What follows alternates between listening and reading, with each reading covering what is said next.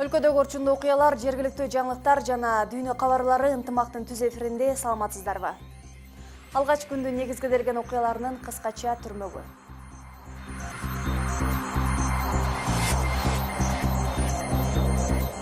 Эми айыл өкмөт башчылары тикелей шайланышы мүмкүн. Мыйзам долбоору добуш берүүгө жөнөтүлдү. Ошондуктан бул айыл өкмөттү бул кайрадан иштеп чыгыш керек да. Кыргызстанда жумушсуз аялдардын саны 95 миңден ашат. Алардын 4/1 бөлүгү жогорку билимдүүлөр. Үйлөнүн бюджетин эсептегенди үйрөндүм, ошондой эле бизнес пландарды түзгөндү, кредит алганды банктан. Күч түзүмдөрү мечиттерди күчөтүлгөн тартипте көзөмөлгө алышууда. Текшерүү жума күндөрү гана жүргүзүлөт. Аймактык медицина ыйгарым өкүлдөрү көзөмөлдөшүүдө. Баткен облусундагы көркөм сүрөт мектеп-интернаты жаңы имаратка муктаж. Анткени 10 жылдан бери туруктуу имараты жок.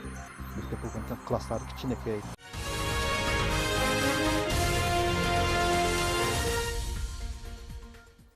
Эми айыл өкмөт башчылары тикелей шайланышы мүмкүн. Тагыраагы жергиликтүү аймак башчыларын эл шайлайт. Бул боюнча маселе жогорку кеңеште каралып, мыйзам долбоору добуш берүүгө жөнөтүлдү. Демилгечилер мындай ыкма талапкерлердин жоопкерчилигин күчөтөт дешсе, айрымдары караманча каршы чыгышты. Ал эми саясий талдоочулар болсо, негизинен жергиликтүү кеңештерди түп тамырынан жоюу керектешет. Кызуу талкууга жем таштаган мыйзам долбоору тууралуу Нуржамал Баргыбаева сөз кылат. Ушул жылы Борбордук шайлоо комиссиясы тарабынан бекитилип берилген көрсөтмөгө ылайык айыл өкмөт башчыларын шайлоо 20 январдан башталган. Мында жетекчилер жергиликтүү кеңештердин депутаттарын добушу менен шайланышты. Маселен, Ош облусу боюнча 70 айыл аймакта башчыларды дайындоо ийгиликтүү аяктады. Шайлоодо толук кандуу өтүш үчүн эрежелер биринчиден талапкерлер көрсөтүлүш керек, катталыш керек. Аларда өзүнүн каттоонун жол жобосу бар. Андан кийин талапкерлер катталгандан кийин шайлоо өткөн күнү ошол жергиликтүү кеңеште кворум болуш керек. Эми жергиликтүү кеңештерге шайлоодо бул эрежелердин аткарылышы зарыл эмес болуп калышы ыктымал. Анткени жогорку кеңештин депутаты Кенжебек Бокоев айыл өкмөт жетекчилерин түз шайлоону демилгелеп чыкты. Депутаттын билдиришинче, бул кадам жергиликтүү элдин ишенимин арттырып, аткаруу органдарын адилеттүү иштөөгө үндөйт. Учурда айыл өкмөт башчыларын жергиликтүү кеңештин депутаттары шайлайт. Буга эл нааразы. Анткени айыл өкмөт депутаттардын жарымын көбүнүн добушун алса эле шайланып калат. Ошол аз гана депутат менен бюджеттери бекилип, маселе чечилип жатат. Бул мыйзам долбоору жогорку кеңештин кароосуна коюлуп, талкуу жаратты. Анда айрым депутаттар демилгени колдоого алса, көпчүлүгү каршы пикирин билдиришти. Себеби алар айыл жеринде уру-уруга бөлүнүү орун алышы мүмкүн деп күмөн санап жатышат. Баягы элди бөлүп жарууга барбаса экен деген максатта мен айттым. Азыр мүмкүн эрте ушул жол менен кетип калганыбыз туура. Азыр 370 жергиликтүү өзүн өзү башкарууда шайлоо болуп өтүптүр. 10 гана жерде ушундай кворум болбой, шайланбай калган учурлар болуптур. Бул эми 3% түзүп атат. Ал эми серепчи Төрөгөн Келдибаев айыл аймак башчыларын эл шайлаган учурда деле жарытарлык майнап чыгып, жергиликтүүлөр жыргап кетпейт деген ойдо. Кайра эле башчылык креслого отургандар калктын эсебинен пайда көрүшү мүмкүн. Мындан улам жергиликтүү өз алдынча башкарууну түп тамырдан бери жоюу мезгилдин талабы болууда дейт. Ал жерге келгенден ал бизнес кылыш керек, жер сатыш керек, үй бүлөсүн багыш керек, байыш керек. Ошого окшогон иштер менен алектенип атат да. Ошондуктан бул айыл өкмөттү бул кайрадан иштеп чыгыш керек да. Бул айыл өкмөт керекпи, айылдык кеңеш керекпи? Алар эмне иш кылат? Пайдасы элге тийеби, тийбейби? Ушул жактарында бир терең анализдеп, изилдеп көрүш керек да. Өзгөртүүгө муктаж мыйзам долбоору депутаттардын талкуусунан соң добуш берүүгө жөнөтүлдү. А бирок колдоо тапкан учурда деле жергиликтүү өз алдынча башкаруу жөнүндө мыйзамга өзгөртүү киргизүү үчүн бери дегенде 10 жыл убакыт керектелери айтылууда. Нуржамал Баргыбаева, Арген Калыбек уулу, Ынтымак. Буга чейин 2001-2005 жылдары айыл аймак башчыларын шайлоо түз болуп эл шайлаган. Андыктан көпчүлүк айыл өкмөттөрүн шайлоодо ошол мезгилдеги ыкманы колдонууну жакташат. Мындан улам биздин телетоп айыл аймактын башчысы түз шайланышы керекпи деген суроону элге узатканбыз. Анда кезектеги сурамжылоону көрүңүздөр. Булардын эми депутаттар шайлаган менен азыр депутаттар сүйлөшүп бири-бирин шайлап кое берет. Андан көрө эл шайлаш керек. Ошол депутаттар элден чыкса, элдин көйгөйүн билет, элдин эмнеден кемчилиги экенин ошол элден чыккан депутаттар бар ошол жерде иш кылат. Көпчүлүккө элдин шайлаганына калса, тууган урукка бөлүнүшүп, ар түрдүү нерселерге барып калышат экен, талаш тартыштарга. Анан эл өкүлдөрүн шайлап туруп, эл өкүлдөрү шайланса, кыскараак, жыйынтыктуураак болот экен. Эл шайлаш керек. Эл үчүн дегенде азыр айыл өкмөткө тааныш билиш, ууру. Элдин эте көйгөйүн чече турган. Ушуна шайлаш керек да. Сөз түрдө алганда эл шайлаш керек. Эмне үчүн дегенде элдин көйгөйүн, элдин мындай чечилбеген маселелерин ошолор билет да. Ошон үчүн элдин немесин ушуларча эл чечиш керек. Азыркы эле система тура эле болот го дейм. Эмне үчүн?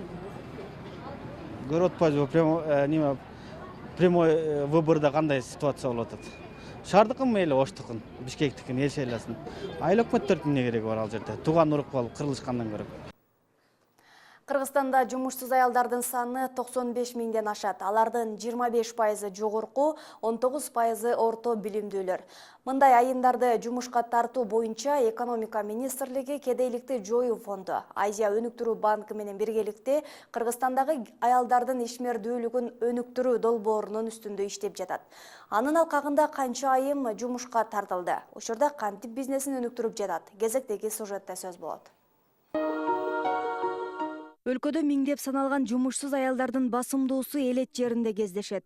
Бул көйгөйдү чечүү максатында Кыргызстандагы айымдардын ишкердүүлүгүн өнүктүрүү долбоору иштеп жатат. Демөөрчү болуп, жакырчылыкты жоюу боюнча Жапон фонду чыкса, Азия өнүктүрүү банкы долбоорду тескеп келет. Аны ишке ашыруу үчүн Азия банкы жана Кыргызстандын экономика министрлигинин ортосунда гранттык келишимге кол коюлган. Анда ишкер аялдарга финансылык жактан колдоо көрсөтүү, окутуп үйрөтүү талаптары жазылган. Негизи айыл жерден көбүнчө аракет кылып атат, себеби айыл жерде миграция болгон үчүн, ошо миграцияны токтотуш үчүн айылдарды уктусун ошол жерде ишин жүргүзүп, ошол жерде өнүгүп турган жакшы болот атат биз үчүнчү. Ошончо көбүнчө ушул максатта окутуулар жүргүзүлгөн. Долбоор Кыргызстандын бардык аймактарын камтыйт. Элеттик айымдар Кыргызстандагы аялдардын ишмердүүлүгүн өнүктүрүү долбоорунун негизинде окутулуп, бизнес баштоо боюнча кеңештерди алышат. Ал эми экономика министрлиги Азия өнүктүрүү банкы менен биргеликте кредит алуу жагынан жардам берет.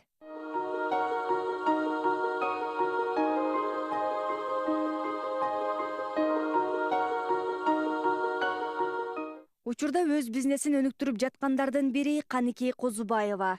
Ал бир тигүүчү машина менен ишин баштаган. Бүгүн болсо тигүүчү цех ачып, башка кыз-келиндерди дагы жумуш менен камсыз кылууда. Бул долбоор жөнүндө биле электе үйдө олтуруп тиккен буюмдарын базарга алып чыгып сата албай кыйналчумун деген ишкер айым буларга токтолду. Базарга тигип тапшырчумун да, товарларымчы ал жерде местам да жок болчу. Анан үйдөн тигип тапшырчумун. Эми ал жерде сатылганда аласың акчасын, сатылбаса ала албайсың. Үй бүлөнүн бюджетин эсептегенди үйрөндүм, ошондой эле бизнес пландарды түзгөндү, кредит алганды банктан ошолорду үйрөндүм бул проекттен. Мага аябай жардам берди бул проект. Долбоор 2014-жылы башталып, бүгүнкү күнгө чейин 300дөн ашуун аял өз бизнесин баштоо боюнча окутуудан өткөн. Ош шаарында долбоордун жыйынтыгы жана мындан ары да иш алып баруу жагы талкууланды. Продукции продали свой товар по гораздо более высокой цене, а до продажи продукции көп кыйынчылыктан өткөн, башыдан өткөзгөн, алиги акчаны кандай иштетиш, анан налог туурасында и башкалар мына ондай тажрыйбалуу аялдар жаштарга кеңеш берсе өтө жакшы. Андай мындай кыйналбайт да. Кыргызстанда акыркы статистика боюнча жумушсуз аялдардын саны 95 миңден ашат. Алардын 25% жогорку билимдүү болсо, 19% орто билимдүүлөр. Адина Досумбетова, Кымбат Абдысамат уулу, Ынтымак. Жума күндөрү күч түзүм кызматкерлери мечиттерде күчөтүлгөн тартипте көзөмөлгө алышууда. Анткени ушул күндөрү жума намазын окуганы келгендердин ар кандай буюмдары уурдалып жаткандыгы боюнча милицияга даттануулар түшкөн. Андыктан Жалал-Абад шаарында бүгүндөн тарта тартип сакчылары мечиттерде дыккат көзөмөлгө алышты. Кененирээк Кылымжан Азамат кызы сөз кылат. Жалал-Абад облустук ички иштер башкармалыгынын кызматкерлери мечиттерди көзөмөлгө алышууда. Мындай чечимге акыркы учурларда мечиттерде катталып жаткан оорулуктар себеп болгон. Тактап айтканда, шаардагы кээ бир мечиттерден жума намазга келгендердин бут кийимдер, кол телефондору, кээде сырткы кийимдери да уурдалып жатканы маалымдалган. Мисалы бир эле жума мечитинде 5 000-7 000га жакын жамаатыбыз келет. Эми инсандардын ичинде 5 кол бирдей эмес дегендей, жүрүм туруму, адеп аклагы начар, туугандарыбыз, жарандарыбыз келет. Көбүнчө ошол буюмдары жоголуп жаткандыгы айтылды. Ал боюнча бизге дагы мечиттин имамы кайрылды. Мындай жагдайды эске алып, облустук ички иштер башкармалыгы мечиттерди күчөтүлгөн тартипте көзөмөлгө ала башташты. Милиция жума намаз учурунда гана мечитте болоору, калган убактарда кадимгидей ишин улантаарын кошумчалашты. Мисалы область боюнча 600ден ашуун мечит болсо, алардын жума намазы окулчу жайларда аймактык милициянын ыйгарым өкүлдөрү көзөмөлдөшүүдө. Ал жерде көбүнчө ошо жума намаздарда баягы майда чүйдө бут кийимдерин жоготуп алган учурлар кездешет. Бирок намаздан чыккан жарандар жоготкон буюмдардын артынан көп деле сая түшпөйт. Буга чейин бир учур катталган, анда жарандын бут кийимин урдап кетишип, бирок издеген эмес. Ал эми алган адам бир жумадан кийин кайра алып келип берген. Şu bul жерге өзүнүн формасы менен эмес, эл сыяктуу эле келип, элдер менен чогуу намаз окуп, ушул жердин тынччылыгын сактап, жамаатыбыз ушул намаздарын толук окуп, тынч тарап кетишине көптөн бери кызматташып келебиз. Ички иштер министрлигинин маалыматына ылайык, жума намаз күндөрү мечиттердин милиция кызматкерлери тарабынан көзөмөлгө алынуусу бул диний эркиндикти кысымга алууга жатпайт. Белгилей кетсек, Жалал Абад облусу боюнча 600 мечит болсо, ал эми шаарда жалпысынан 11 жума мечити бар. Кылымжан Азамат кызы Шайыр Зайырбек уулу, Ынтымак, Жалал Абад шаары. Баткен облусундагы көркөм сүрөт мектеп-интернаты жаңы имаратка муктаж. 10 жылдан бери өздөрүндө туруктуу имараттын жоктугунан көчүп конуп билим алууга аргасыз болушкан. Болочоктогу сүрөтчүлөрдү тарбиялаган интернатта керектүү жабдыктар да толук эмес. Тагыраагы 50 бала билим алган жерде 4 парта менен саналуу гана отургучтар бар. Андыктан ар бир саатта аларды башка бөлмөлөргө ташып, түйшөлүп жатышат. Көркөм сүрөт мектеп-интернатындагы көйгөйлөрдү Фируза Аскарбек кызы көрүп келген. Баткендеги көркөм сүрөт мектеп имаратында күнүнө ушул кыймыл кайталанат. Тагыраагы окуучулар бир бөлмөдөн экинчисине өткөндө парта отургучтарын кошо көчүрүшөт. Анткени керектүү жабдыктар жетишсиз. Мектеп-интернатта жалпы 50 окуучу болсо, саналуу гана парталар бар. Парталарды бардыгын аркы спец сабактарга алып кирип кетишкен. Эми спец сабак бүткөндөн кийин предметтик сабактарга кайра алып келип окушаттар. 2006 жылдан бери ар кайсы имаратка көчүп олтуруп, Баткен шаардык медиасынын карамагындагы эски мектепке 2013 жылы келишкен. 2 корпустан турган имараттын бир бөлүгүн окуучулар үчүн жатакана жана ашканага айлантышкан. Бирок жатаканасында да бүтпөгөн көйгөйлөр арбын. Мисалы, бир бөлмөдө 15тен окуучу жатышат. Бул жерде мен 3 жылдан бери окуйм. Бул жерде ушундай өзүңүздөр мындай көрүнгөндөй эле мындай вообще тыгын жашайт. Бир комнатада 15 кыз. Ошол окуучулардын баягы деңгээлине жараша имарат жооп бербейт да талапка. Себеби бул жер мурдан мектеп болгон экен. Мектеп болгон экен, класстары кичинекей. Анан ошо класстарды гана биз ошо жатакана кылып, анан бир классты баягы ошону ашкана кылып туруп иштеп жатабыз. Көркөм сүрөт мектеп-интернатында облустун ар тарабынан келген 49 окуучу билим алат. Бул окуучулар келечекте Улуттук көркөм сүрөт академиясынан билимин улантып, белгилүү скульптор Тургунбай Садыковдой болууну кыялданышат. Бирок облус боюнча сүрөт өнөрүнө окуткан бир гана ушул мектеп болгондуктан шарттын жоктугу окуучулардын да санын кескин азайткан. Мен Актат районунан келгенмин. Бул мектеп аябай жакшы. Бизге өргөткөн агайлар дагы бизге терең маалыматтарды билдирип, жакшы окутат. Бирок мага бул жерге келгенден бери стол ташуу кыйынчылык жаратып атат. Мектеп имараттын анча-мынча жабдыктарын алууга 70 000 сом керектелет. Бул тууралуу Баткен облустук жетекчиликке кат жолдошкон. Бирок кайрылуу жыл аягында болгондуктан акча каралбай калган. Ал эми ушул жылдын башында 4 000 сом гана акча бөлүнгөн. Ошол каттын негизинде бизден убагында резервде акча жетишпегендигине байланыштуу 2016 жылы берилген эмес. Бирок 2017 жылы 17 январда акча бөлүнүп берилди. Буга чейин Баткен шаарынын мэриясы тарабынан имарат куруу үчүн жер тилкеси да ажыратылган. Бирок качан курула турганы боюнча эч бир тараптан так жооп келе элек. Фируза Аскарбек кызы, Жыргал Абдижалил уулу, Ынтымак. Эми маданияттыктар суу көйгөйүнөн түйшөлүшпөйт, анткени 20 жылдан бери таза суу жоктугунан кыйналган элге суу түтүктөрү орнотулду. Ал үчүн маданияттыктар каражаттын 1/3 бөлүгүн өздөрү чогултушкан. Калганын жергиликтүү бийлик жана инвесторлор каржылашкан. Азыр айылга жалпы 50 суу түтүктөрү орнотулуп, 630 түтүн толугу менен таза суу пайдалана башташты. Айылдыктардын кубанычына биздин чыгармачыл топтогу күбө болуп келген. Элеттик Тоқ ичкенге су жоқ болып қалат эле кээде. Ошон үчүн мына балдарыбыз, жаш балдарыбыз ичи оору болуп, баягы жугуштуу оорулар болуп, жаман кыйналдык эле. Маданият айылында таза суу маселеси 20 жылдан бери көйгөй жаратып келген. Бул вакыт аралыгында элдин ичүүчү сууга муктаждыгы өсүп, агын сууну колдонушчу. Эми мынтип айылга таза суу тартылып, айыл элинин көйгөйү чечилди. Алы жеткен машиналар бар, унасы бар менен алып келген. Көпчүлүк учурда эле бала чакага жалдырабыз, баардыгынын эле унасы жок болгон.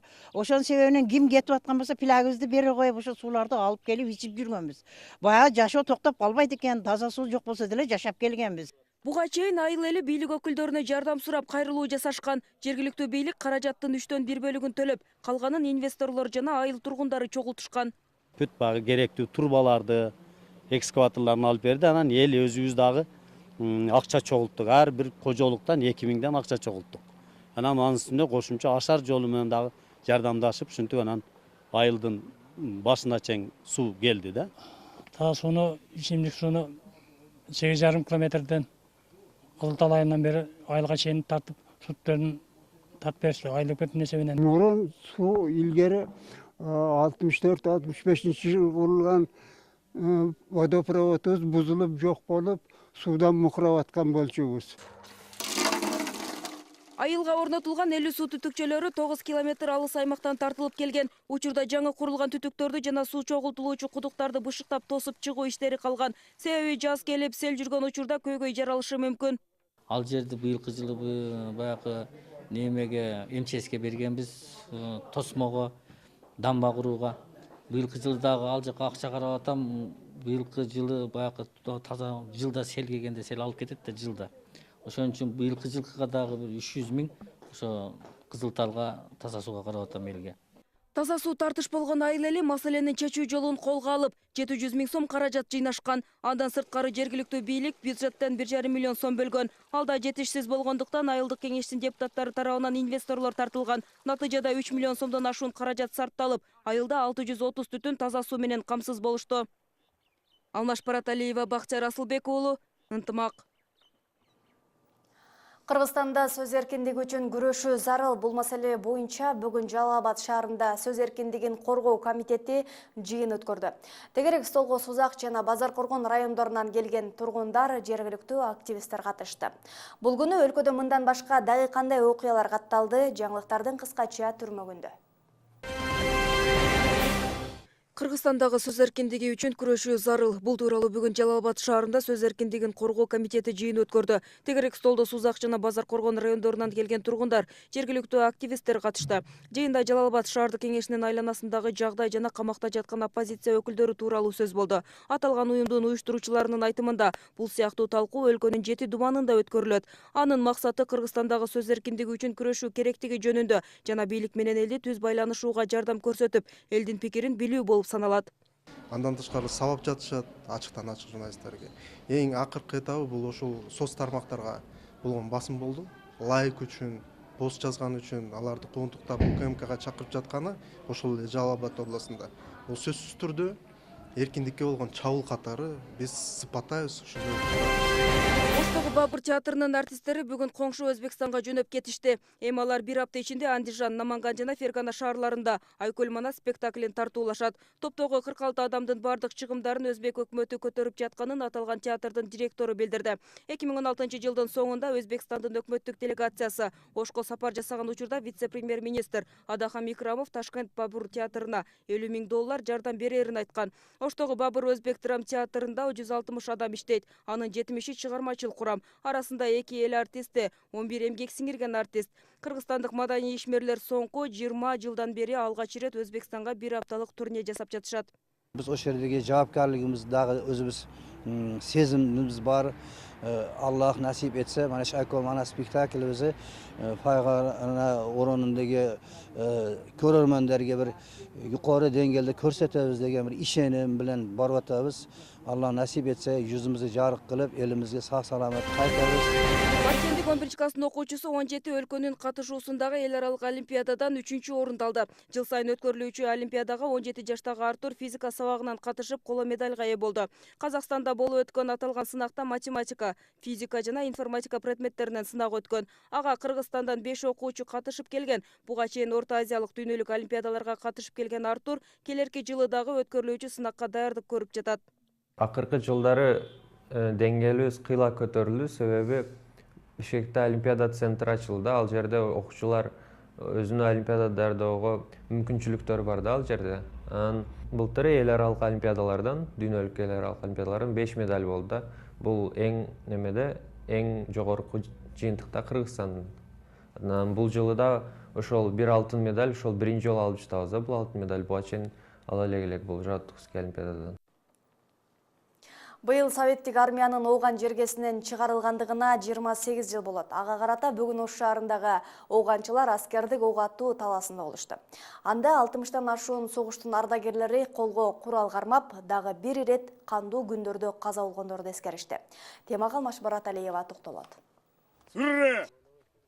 Здравствуйте, товарищи ветераны! Бүгүн Ооган согушунун ардагерлери колдоруна курал кармашып, согушта каза болгондорду эскеришти. 60-ка жакын аскерлер курал менен бутага ок атышты. Ок атуу таласындагы иш-чара 8-жоо аскерлер дивизиясы менен биргеликте уюштурулган. Балдарды ушул бир күн болсо дагы ушул өткөн күндөрүнүн ушул октун житин, пороктун житин эстеп, ушул жакта курман болгон досторубузду эстеп деп, дайыма традиция болуп калган ушуну өткөзөбүз. Албетте, бул автоматты кармаганда эле Ооганда жүргөн мезгил эсиме келип кетет. Таасири бар, сөзсүз болот, болбой койбойт. Көңүл бар, окто, баянда, бой готов. Байкоона жүргөз, өз бутаңга ок ат. Аскердик машыгуу таласында ардагерлердин курал кармап ок атуусу көзөмөлгө алынган. Андагы ок атуунун улук жетекчиси Кахраман Камиловдун айтымында ооганчылар бутага таамай атып, өздөрүнүн курал колдонуудагы дасыккандыгын көргөз алышты. Ок атуу сабагы болуп жатат. Бул жакта жүздөй адам ок атып атат.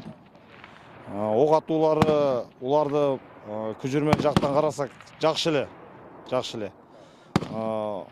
Опыттары жакшы бар, ок атууда буталарга тийип атат, жакшы эле ок атып жатат. Ош шаары боюнча жалпы 412 Ооган согушунун ардагерлери бар. Бүгүн ок атуу таласына алардын 60-тан ашууну чогулган. Иш-чаранын максаты согушта каза болгондорду эскерип, аларды унутта калтырбоо. Ооган жоокерлерин ушул баштакы аскерде кызмат өтөгөнүн унутпаш үчүн ар дайым элин жерин коргогонго даяр болуш үчүн бүгүн ушул Ош гарнизонунун талаасында ок атуу мероприятиясын өткөзүп жатабыз. Эралиев кошумчалагандай, ата мекенди коргогон жоокерлерди эскерүү кечеси 15 февралда уюштурулат. Ал Ош шаардык кеңеши Ооган согушунун ардагерлер кеңешинин катышуусунда болмокчу. Иш-чаранын жүрүшү Токтогул эс алуу багында өткөрүлөт. Алмашбарат Алиева, Бакчар Асылбек уулу, Ынтымак.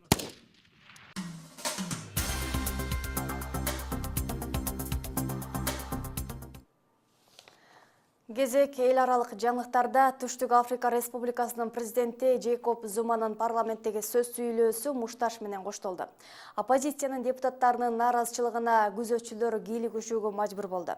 Экономикалык эркиндик үчүн партиясынын лидери биз менен таптакыр өзгөрө албаган деңгээли төмөн адам отурат. Муну Конституциялык сотта далилдеген деп президенттин сөзүн бөлдү. Ал бир канча ирет кепке кийлигишкен соң Улуттук ассамблеянын төрагасы күзөтчүлөрдөн депутатты залдан чыгарып салууну буйруду. Анын жыйынтыгы мушташка алып келди. Эске сала кетсек, президент Зуманын мөөнөтү 2019 жылы аяктайт. Бүтүн дүйнө эли пайдаланган зайтун майы жоголуп кетүү коркунучунда. Жыл сайын түшүм азайгандан азайып, кургакчылыкта фермерлердин шаштысын алды. Ал эми жергиликтүүлөр майдын сапатынан улам начарлап баратканына кабатыр. Фермерлер болсо жамгырдан жамгырдан жан, мол түшүмдөн үмүтүн үзө элек. Алжирдин тоолуу ары түшүмдүү Бедрай провинциясында зайтун дарактары өсөт. Анын түшүмдөрү кол менен жыйналып алынат да дандарынан бүткүл дүйнөгө белгилүү болгон зайтун майы алынат. Мындай өндүрүш менен фермерлер ушул 100 жылдыкта эле алектенип калган жок. Бул эмгектин тажрыйбасы урпактан урпакка өтүп келе жатат. Бирок учурда аларга кыйын кезең келип турган учур. Анткени кургакчылык себептүү түшүм азайгандан азайып эле баратат. Арычы кашанын өсүшү да алардын кыйналуусун негиздөөдө. Бул жылы былтыркыга салыштырмалуу зайтун аз алды. Дарактар жылаңач, жамгырдан болсо кабар жок. Бактыга жараша быйыл кар көбүрөөк жаады. Келерки жылы түшүм жакшы болсо экен деп тилеп жатабыз. Аз түшүмдүүлүк продукциянын кымбатташына алып келди. Жыйынтыгында алжирликтер сапаты алдаганча начар зайтун майын алууга мажбур болууда. Буга карабай фермерлер ар жылы мол түшүмдөн үмүт үзбөй келет. Түшүм жыйноо жылдары бири-бирине окшобойт. Кээде данды көп алабыз. Ар жылы ар башкача. Жергиликтүүлөр өздөрү өндүргөн майды суюк алтын деп коюшат. Айтымдарында зайтун майы аларга байлык алып келет. Бул биздин урпактардан калган салт. Зайтунду топтойбуз, жейбиз жана ден соолугубузду чыңдайбыз. Ал эми май иштеп чыгарчу фабрикада иш кайнайт. Алгач зайтунданын майдалап, жанчышат. Андан соң алынган суюктукту тазалашат. Ишкананын ээси баа ар жылы өсүп баратканына кабатыр. Баа кымбат, себеби зайтун даны аз. Сапаты да жыл сайын начарлап баратат. Жумушчулар иштебей, кургакчылык болуп жатат. Акыркы жылдары Алжирдин бардык аймактарында улам жаңы фермалар ачылып баштады. Бирок жан жаабай кургакчылык боло берсе, Алжир белгилүү зайтун майлуу талаларынан кол жуушу мүмкүн. Бул күндүн орчунду делген окуялары мына шулар болду. Дагы башка жаңылыктарды Ынтымак Чекиткейжи сайтынан таба аласыздар. Ынтымак Чекиткейжи ар дайым сиздин кызматыңызда.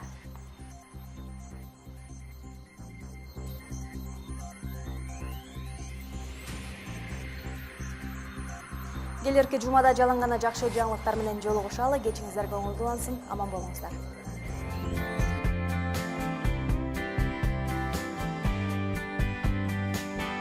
Аба ырайы маалыматынын демөөрчүсү Today Soda маркасы. Today кофеси чыныгы сулуулуктун, жакшылыктын жана ден соолуктун символу. Шаардагы бардык соода түйүндөрүнөн тапсаңыздар болот.